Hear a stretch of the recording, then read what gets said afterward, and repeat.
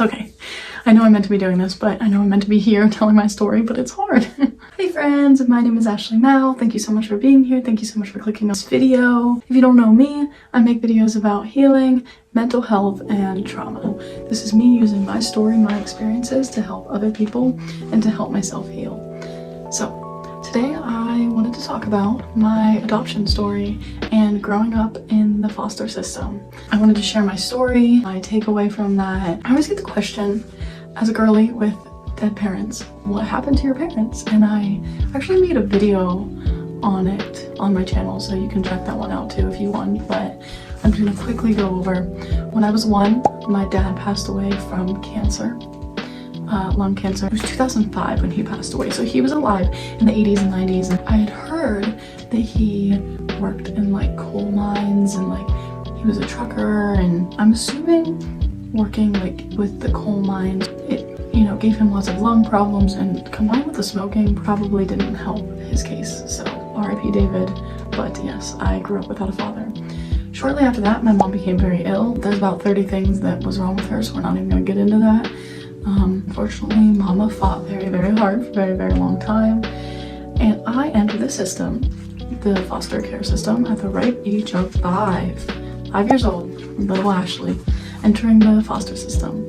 I would be fostered for the next 6-7 years until mom would eventually unfortunately pass, and then I would be adopted, me and my sister. I had 2 older brothers that were like had the same mom and dad as me, and then I had 2 older siblings that had the same mom but different dads, and they didn't come around much, but we won't talk about that right now. So my older brothers, they were around the age of like 15 and 20. My one brother, he went into another foster system, another foster home, because of other stuff going on. He needed that one-on-one care with someone else. And my oldest brother, he was too old, he didn't have to go to the foster system, so he did not. So it was just me and my sister, who was 2 years older than me. There were 3 families that I remember that I was staying with.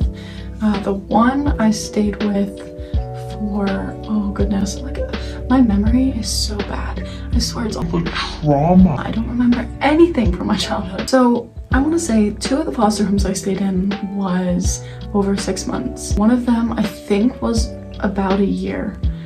The reason we went back and forth so much was because mom would get better once in a while, and we would get to go home and live in an apartment with her for a little bit, and then she'd get sick again, and she'd have to live in like hospice, like a nursing home, when she was literally like in her 30s. Because she was so sick. She was so brittle, she was so frail, she was like this tiny. She would get to come home, and then, you know, something unfortunate would happen, and then we'd have to go back into the system. So it was very, very difficult. I remember feeling scared, I remember feeling sad. There's this one particular home, it had about 8 kids in it, and all of them, I believe, were adopted, and a few of them might have been on the verge of being adopted. It was a big house. And the mom and the dad weren't very attentive. It kind of seemed like their heart wasn't really in it. I remember them just being very desensitive, I guess, to the idea that we were gonna go back and live with our mom. Me and my sister did not think that we were going to be adopted into this family. We had no desire, no interest. We knew, we had it set in our hearts that we were gonna go back to live with mom. And I think that hope is what kept us going when we pretty much had no reason to have hope. All this started, like I said, when I was like 4 or 5. So like, I wasn't fully aware of what was happening for a long time. Like, I was just kind of drug along to family after family. It was very scary, sad. I remember nights where me and my sister would just stay up, because we always had shared rooms, and we would stay up, and I remember I would read in the one foster home. I would just read my book, and I would hear my sister crying in her bed, and I was too young to understand. I was too young to help her, but just looking back and hearing that breaks my heart. I remember her crying, and someday she would say she missed mom. Like I said before, my sister was 2 years older than me, so she could understand more than I could. But I remember her saying, I miss mom, and just crying every night. And I remember some days I would cry, but I know now that from a young age, my mind, my body, my soul, whatever it is, numbed me, and it just numbed everything. I remember her, I didn't cry like she did. And it's not because I didn't care. Oh, I cared more than anything. But it's because some part of me was numb from such a young age. and it's something I still deal with to this day, something that I'm still trying to work on. We didn't really have any other family that would step up to take care of us. Our brother was like freshly 18 at the time we were like being fostered. We left. The one that the foster mom was like so desensitized to what was wrong with our mom, she kept saying she was gonna adopt us, and we were like, we don't want adopted, we're gonna go live with our mom. I remember it was like this playroom for all the kids, and I remember me and my sister just sitting against the wall with our head in our hands and never wanting to play. And my sister was always with me, and that gave me a sense of peace. My sister's always given me a sense of peace even to this day. She was the only constant throughout my entire childhood. She was the only one that was always there. With a sick mother, a mother that could not be a mother, and foster mothers that weren't always the greatest, my sister took it upon herself to step up and be a mom from a very young age. And it's hard to talk about sometimes, but I'll do it. And the chance that it will help somebody else out there going through a similar thing. So we would stay in that one home with the 8 kids, and we would stay in the playroom against the wall, and we were not interested in playing. We didn't have that childhood. We didn't have the childhood that the average child has, because the dead dad, the sick mom, the foster care, it messes with a child. It's just like, and the neglect from some of the foster homes, it's just like, well, and not only do I have to deal with the death of my mom and my dad, well, the death of my dad and the sickness of my mom, but I also have to deal with never getting that care or that support or that love from any of the foster parents that are supposed to be that like mother and father figure. Mom finally got better again one day, and this is the last time I remember living with her. Well, directly just with her. Me and my sister, we went back to live with mom in an apartment, and that lasted a few weeks. Until one night, unfortunately, she had I want to say it was a stroke or a heart attack. I wish that I could share what it was, but I don't fully remember. So she had a stroke or a heart attack, and we were there that night. I believe my brother was actually staying with us that night. So my sister and my older brother, they were able to get the ambulance there, and they took mom away. However, this time we did not go back into foster care. We went to live with a family friend, and they were only a family friend because their son was friends with my oldest brother. So we stayed with their family until mom was able to get better, and instead of going to another apartment, mom moved in with us, because at this point she really needed that extra care. She needed another adult to be in the house with her to help take care of her and to help take care of us. So we then lived with this family friend, mom, me, my sister, and I think their one son still lived there. And I believe my brother would come and stay with us sometimes too. So it felt pretty nice to have that family again. But there was this deep, dark sense in my stomach that this was not going to last for long. It was just how fragile and brittle and just not like herself mom was. And there was like this deep sense of, like, we all knew we didn't know how much time she had left. So I just remember, even being like 8 or 9 at this point, I remember knowing. This was the first time I remember knowing that we didn't know how much time we had left. But it doesn't make the loss any more easier. And I'm sure anyone out there with like an elderly relative or a sick parent or a sick family member has gone through this as well, where you know it's bound to happen at one point, but it does not make it any easier, especially when you're that young.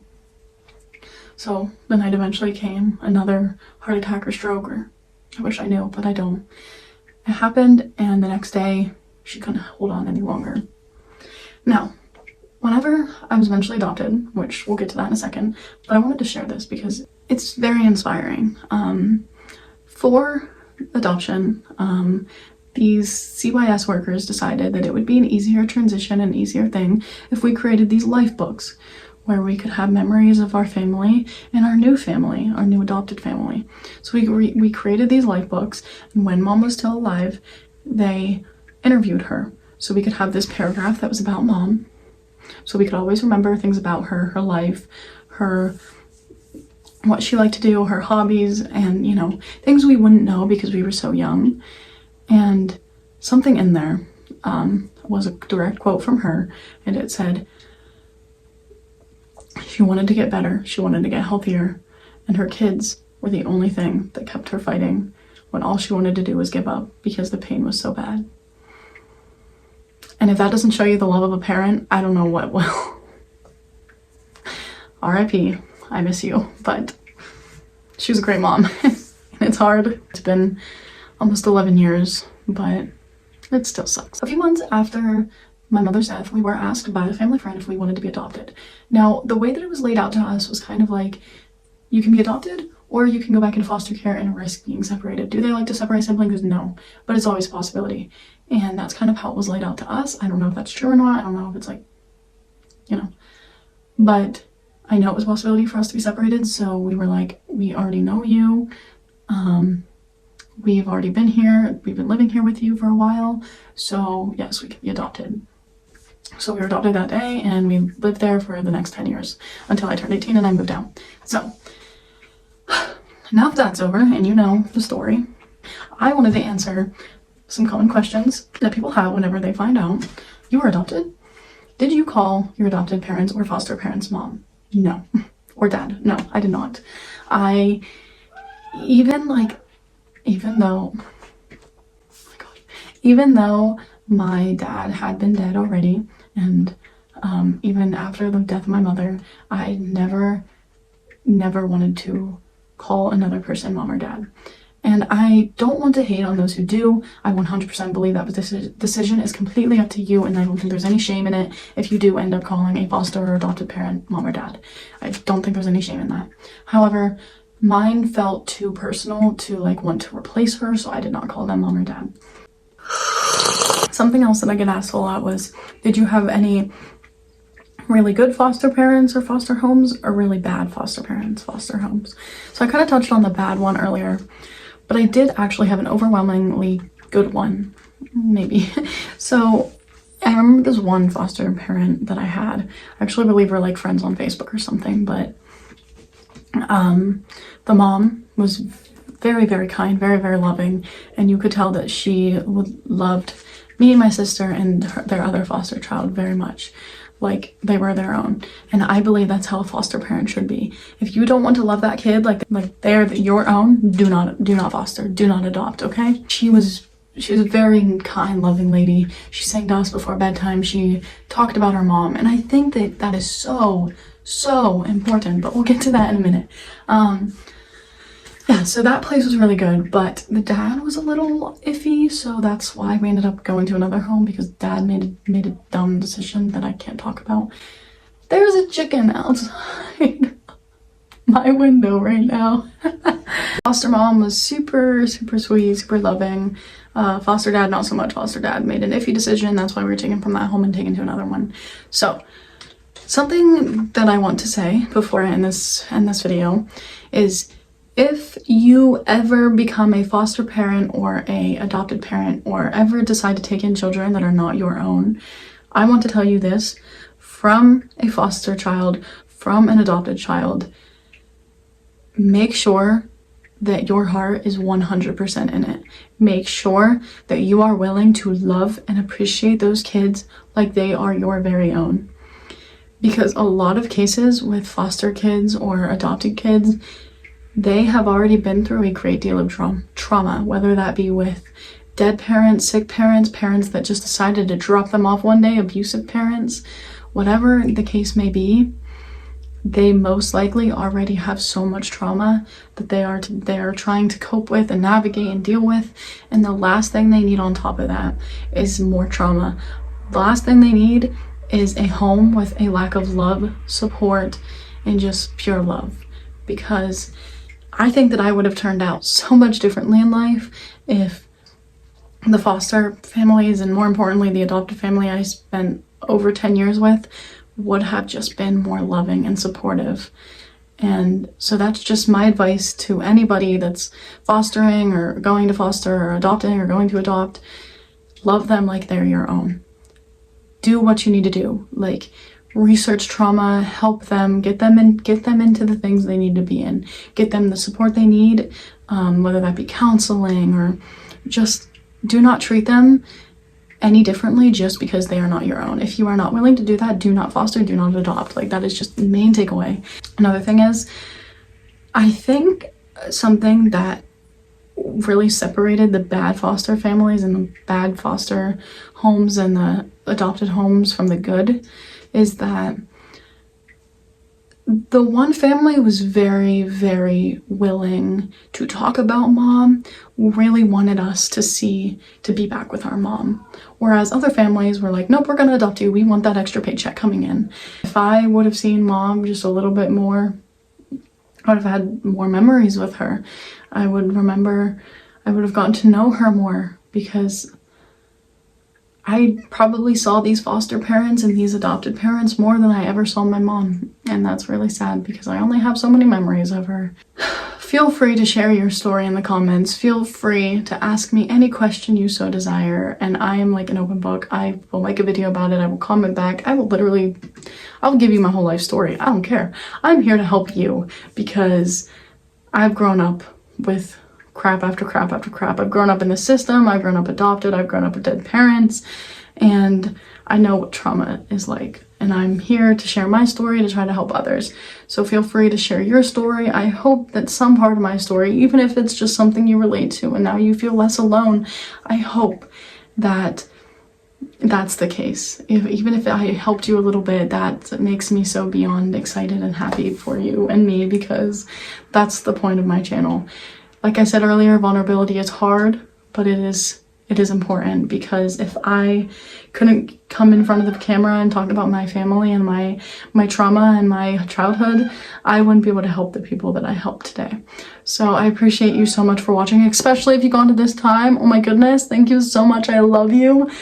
And I will see you in the next video. Bye, love you.